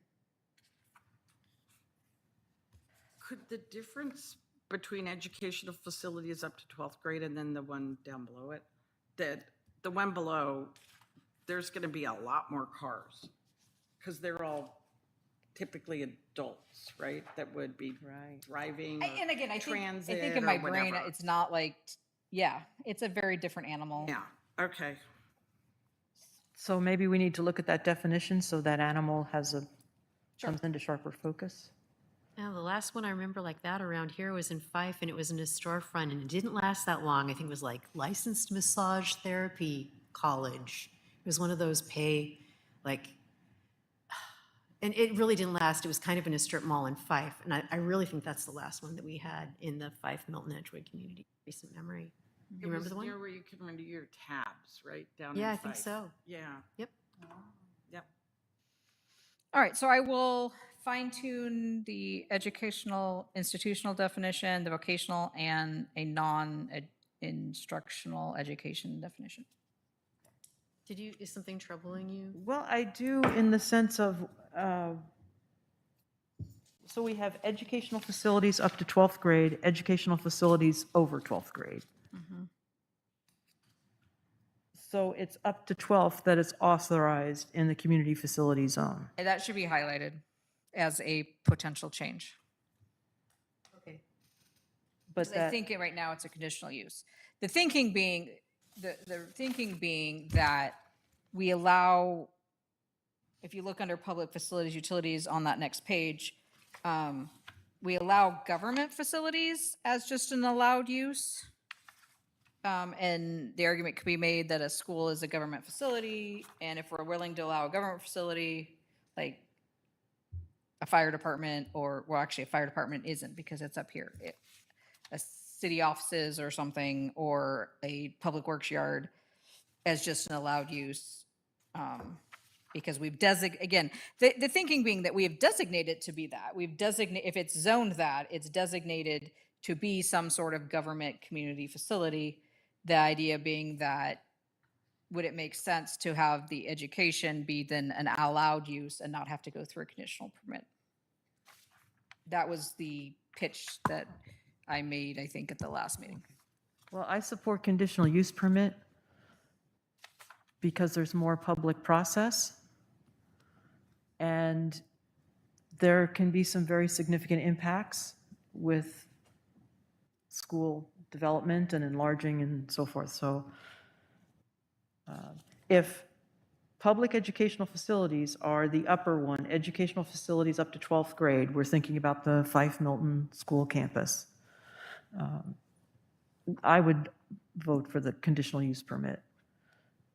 To keep it, I think, like I said, I think that's what it currently I is. see that government facilities are authorized, but again, where does the public get to step in and say, hey, wait a minute, what about setback? What about landscaping? What about noise? What about, it doesn't seem to, when something's authorized, it's pretty much, Well, it's it's authorized, done. but it's authorized within the requirements that are there. There are setback requirements, landscaping requirements for government facilities or anything in a community development zone. They have to meet those, so. But yes. so can we just go around the group for clarity on whether educational facilities up to 12th grade are authorized or conditional use? That's your question, right, Director Stallnecker? We'll get there.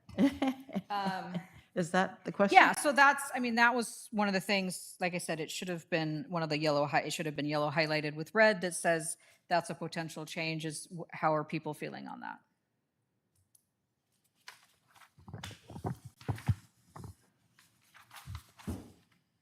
And like I said, we will do a public hearing at the next meeting, but yes, if there's thoughts on that, that would be helpful. Can I start? Yes. I would like to see them stay as conditional use permit because of the size of the buildings, the number of cars coming, how traffic may change. So conditional use, not an A.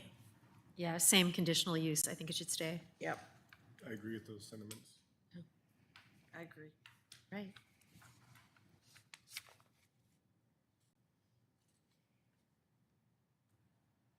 And the last thing from the meeting was on the very end of the chart, other uses not authorized by 1744013, which is our code on similar use determination criteria. What page are you on?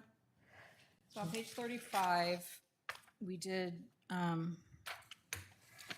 use. Oh, that just says that other uses not authorized are still not authorized. They are indeed not authorized, so don't bug me. Right. Just because it's not listed doesn't mean that you can do it. Right. If it's not listed, it is not authorized. I support that. Yeah. That Makes sense. removes all ambiguity. Right. So I like it. and it is repeated also in 1744-016, which says any use not specifically authorized, which that might be the better one to reference. But it says any use not specifically authorized by this chapter or allowed by conditional use is prohibited except for uses set forth in 1742 or uses determined by the land use administrator to be similar. So basically, that might be the better one to reference, but it's, and maybe, and I think we were gonna say like, but this says other uses not authorized by 17. I guess that makes sense too, but anyway, it's double in here that people can't just say, oh, well, it's not on the use table, I can use it, or it's not on the prohibited table, I can do it, and Love no. it. Let's do it. Yeah. No. Yeah. Well, and the whole thing is, the intensity of use can increase, and I think we have something in our code that says, just because you had a business that, was a beauty salon in your house, and you had one chair, and now you want to have 8, well, that's not a, Yeah, so both there's under the parameters about non-conforming? our non-conforming section basically says you can kind of continue a non-conforming at its use, you can't intensify it. And then what this references is similar use, is the idea that, I can say, like, we didn't really have coffee shops, but coffee shops are a lot, historic, you start having a new technology or a new business, you can say, yeah, that's really similar to a drive-through restaurant, so yes, we can do that, versus something that's, you, in here, it's like, well, you don't list, it lists junkyard, but think of something, a pig farm doesn't list pig farm, so I can have a pig farm. No, you can't have a pig farm. No pig farms. Hey, I think that one is like, we agree with that one, and we don't really need to discuss it further. We're all supporting that. I wonder about remove family definition. Didn't you say that's no longer relevant, and that's why we would, yeah. I support that one as well. State just What do you kind think about of that? checks that. Same? Yeah, no. Do you have any feelings on that one? Which To one? remove family definition because that's become an Basically, the outdated. state has said cities can't define what a family is. Oh, so yeah, I agree. I remember that from last meeting. it gets complicated. You're good. You too, Commissioner Strayer, Commissioner Wilson. Okay, that's good. How about this transit thing? So again, just a refresher, what I've done is, so before we just had a transit facility, public transit facilities that sort of covered everything that was allowed in multiple zones. It accidentally got removed. So originally I was just going to put it back, and then I went, these are different animals. So the idea is that we are recommending a high capacity transit use, which has a corresponding definition that basically will just apply to Sound Transit, something that is on a guideway. And it's only being allowed in the zones that are along, Like Meridian, 99. yeah, because that's where it's going. Okay. And and the suggestion is to make it a conditional use permit because it is a beast all unto its own. And thankfully we don't have a station. So, and then revise the public transit facility definition so that it addresses things more like Pearson Metro, that it's a facility that is for like bus service that goes on routes or into neighborhoods on city streets. So basically just create and create a new definition and make their use availabilities are different. So for, So this is in definitions under page, Yeah, so the definitions are under transit.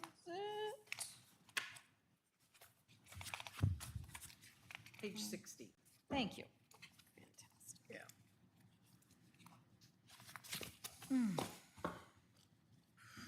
and both of them are there.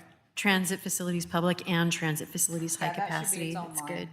Oh, okay. Yeah, I don't know why I did that, but yeah, so transit facility public, transit facility high capacity, and then transit stop major reflects something that the state requires us to have with some of their stuff, so that's a, So you're referring about like the parking rules regarding accessory dwelling units, legislation that came along and said you don't have to require the additional parkings or we the don't actually offsite? have Okay, transit stop majors right now, but it was required to deal with the ADU stuff, yes. okay. And- So is other this sufficient? Is this the right definition for that Yep, use? Okay. and then transitional housing got, Oh, just formatting. whoopsie doodles. Silly formatting. Well, I'm I'm good gonna with run the trans. everything through my assistant from now on. Put it up and blame her then. She didn't catch it. I'm good with the transit facilities public and transit facilities high capacity as they stand. They seem to make sense to me. I don't have further concerns. Anybody? Good? We're good? Say that again? The transit facilities public and transit facilities high capacity, I have no problem with adding them as is. Do you have any thoughts on the transit facilities definitions on page 60? Nope. All right, that's all. Nope.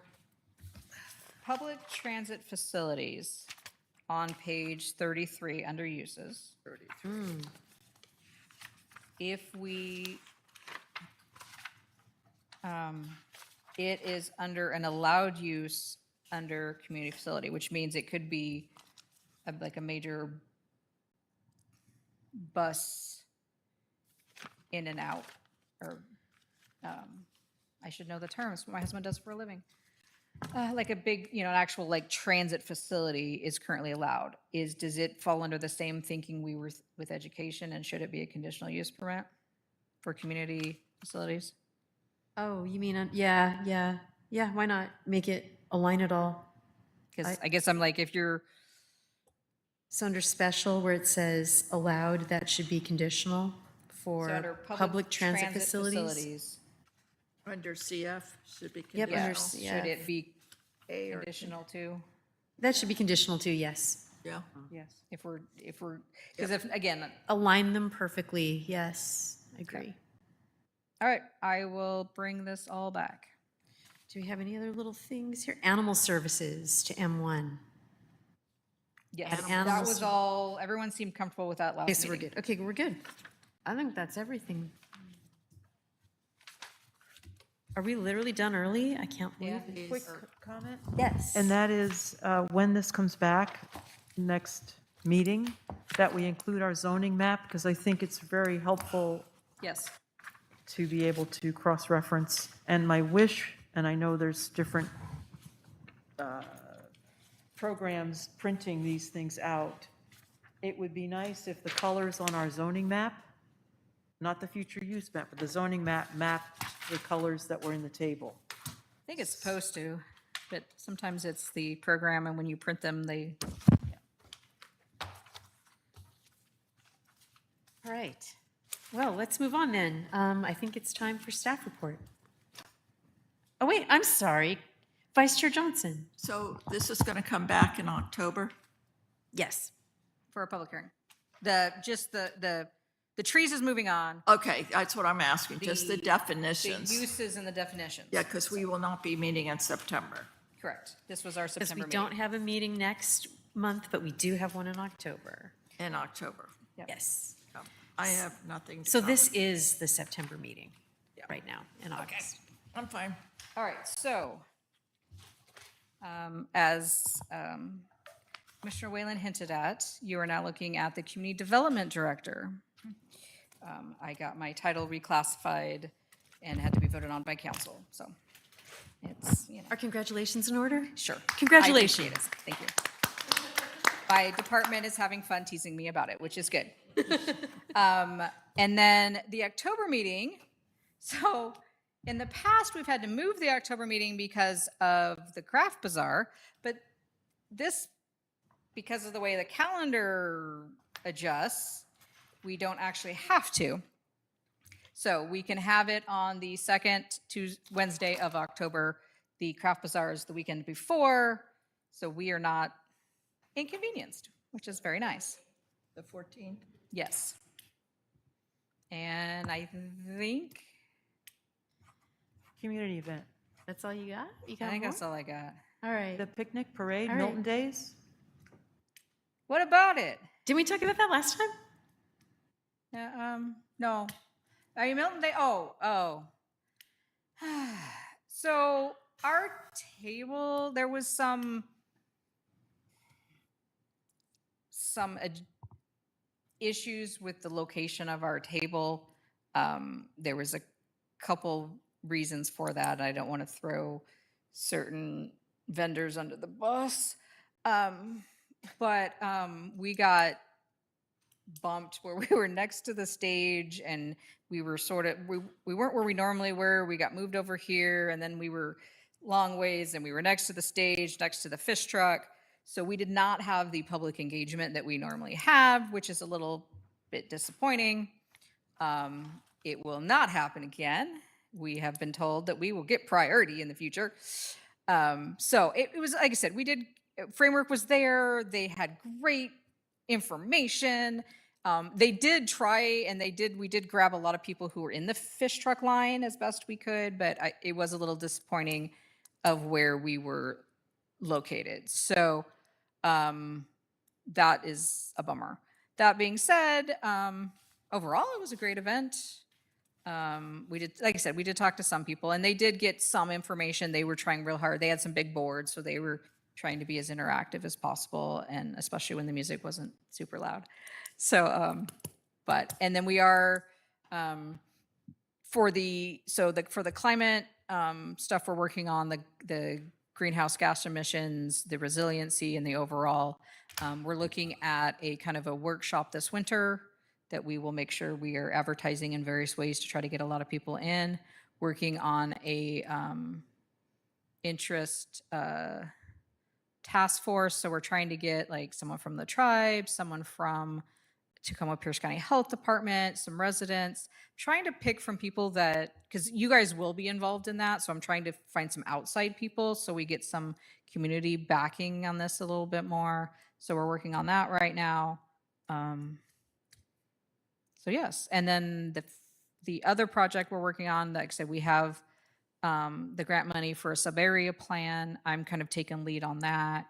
And I'm working right now I've met with we have a contract with Grady and Associates, who are the biologists, and to try to do I'm hoping, I think we have the funds to do a pretty thorough critical areas, wetlands, and the branch of the Highland Creek along 99 to get some real more detailed information of what possibly even delineation, depending on what private property owners will let us do. So I'm excited about that. And then I'm working with, meeting with Gray and Osborne, our contact with them, Ryan, tomorrow, we're going to contract with them to get an in-depth existing conditions for things like, because the idea is that area is supposed to be more business and industrial, and do we need improvements to the roads? Do we need improvements? Sounds like there's some water issues, power, what are those things that infrastructure that needs to be improved? So I'm working on that for the existing conditions. Permit Tech, Emily Rohr, is working on getting all the names for both property owners and businesses, because we're going to try to do some outreach and get them involved, and hopefully just get a real good, and then again, that will eventually come, once we start getting some of that basic information, that will come through Planning Commission as hopefully some visions and direction and maybe some fine tuning of what that zoning for that whole area could be. So those are those. Thank you. Commissioner reports. Vice Chair Johnson. Not much to report except Milton Days week for me on the Parks Board. our pickleball scramble went great. Teenagers playing against adults and then weeding down to just the two teenagers against two adults. It was wonderful. And so, but I am glad we can get this moving on. It's been a long road on this document, and I'm hoping council will recognize the work we've put into it and say, we got to get it stamped now before anything happens. And the other thing I love is seeing no data centers allowed in Milton. Yeah. Commissioner Gertz. No report from me. All right. Commissioner Whalen. I did visit the Milton Days, made an effort to engage with people about planning commissioner topics, and it just was too loud to really have conversations. And but the people who were available to talk really had a curiosity about the tree regulation ordinance. They liked the idea. Some got into the weeds a little bit about it, and it was, but it was just one of those days where it was just not an easy thing to get into a complex topic. But it was lovely to see the Friday night. That was a really sweet, peaceful, people running around in costumes and the kids playing on the upper field. And so Friday was a much more mellow time, and Saturday was, I hope they can work on their sound control better. Is it possible for the Planning Commission to get a copy of anything that Framework was handing out at the booth, just for our education? And It was more obtaining information, but yes, it was a lot of, here's a board that had like, I don't know, 16 or 20 different climate-y kind of things. Here's some chips. What would you put 3 chips on that are important to you? So I'm assuming she took pictures, so I'm sure she's consolidated that information. So I can see if we can provide that. So it was focused more on getting information than giving information. so, yeah, if we could see that summary. And the other thing was the sub-area plan, 99. There's all the critical areas and shorelines of the state. Is what you're looking at, because we've got all the restoration work a little further south with the 167 connection project? Is that the? So our focus is the actual, everything that's, is to try to get the areas between I-5 and 99, where the branch of the Hylobus goes, that what is there, I believe, I think it looks like I have enough money that I can fund them to literally, if the private property owners let us, get in and kind of determine, kind of delineate where those wetlands are, get what type are they, in essence, do a decent critical areas report for it. So then that would enable us to know if somebody does want to develop. Because like right now, there's a couple pieces where I say, well, someone's got to pay for it because I don't know if you can build on it or not. Well, if we can do that work ahead of time, then everybody knows, one, yes, they can or can't build. Where is that line or what they need to do? And 2, we would know better what needs to be protected or improved or whatever. So we're looking at the areas that are kind of not north of what the state's doing to try to get a real feel and better understanding of what are those there. And then again, this is at the same time that Sound Transit is looking at, they're going to need to do similar to what 167 did, in that because they're going to have to encroach on some wetlands, they're going to have to look at improving wetlands in other areas. So they may be buying so lots of moving pieces, but yeah. All right, part report, part QA. Thank you, sorry. It was based on an earlier comment. It's good.